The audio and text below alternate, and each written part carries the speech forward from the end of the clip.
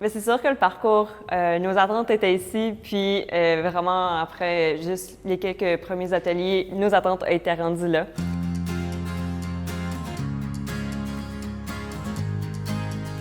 En fait, pour nous, l'intérêt de participer au parcours, c'était prendre un peu le pouls de qu'est-ce qu'on fait comme action déjà.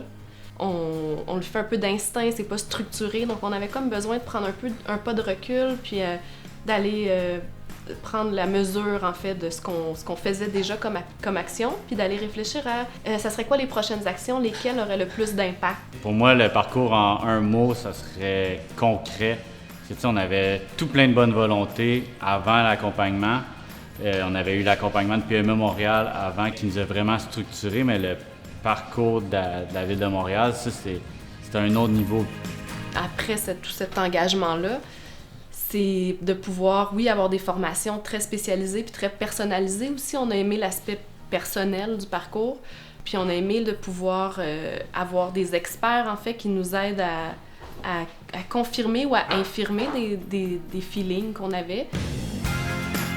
Une des choses qu'on a fait avec le parcours, ça a été faire des tests NPO. On a fait un peu passer un test ou un petit questionnaire à chacun pour voir où est-ce que le monde se situait tout. Après ça, on a vraiment été capable de faire une matrice et de voir les petits visages, où ce qu'ils sont, est-ce que les personnes sont plus analytiques ou plus coopératifs.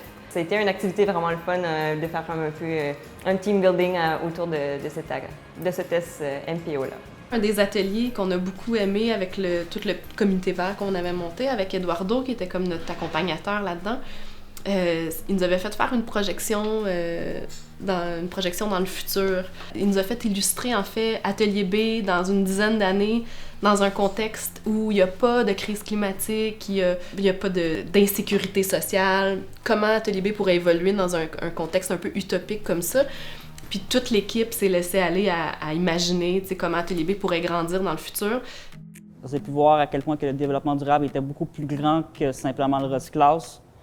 J'ai été agréablement surpris de voir que le fait que je gérais la santé et sécurité était un volet pris en compte dans le développement durable et que qu'est-ce que je faisais n'était pas tout à fait ce que le développement durable s'attendait.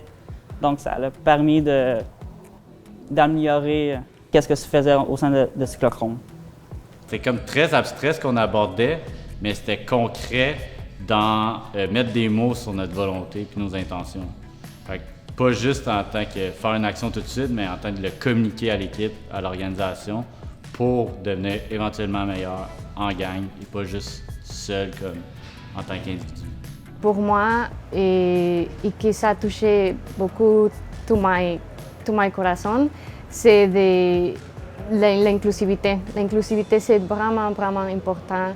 Dans Cyclochrome, on a fait mécanicien, une personne des ressources humaines qui c'est une femme. Moi aussi, je travaille comme formatrice. Before was like only males. Maintenant, on a beaucoup de personnes, femmes, non-binaires, etc. On avait des projets de développement durable, puis là, après nous, on va pouvoir continuer, poursuivre, puis aller plus loin. Donc, c'est pas quelque chose qui est terminé, c'est quelque chose d'en cours. Maintenant, avec ces outils-là, on va pouvoir les poursuivre puis les développer. Le fait que Cyclochrome participe au parcours nous donne des outils à pouvoir rendre l'entreprise meilleure et plus grande que qu'est-ce qu'elle serait sans. Le parcours nous a vraiment ouvert sur qu'est-ce qu'on avait déjà avancé, mais de le faire plus structuré puis le faire pour que ça ait vraiment un impact à l'interne. Puis ça a été je pense, la meilleure décision d'avoir appliqué à ce parcours-là.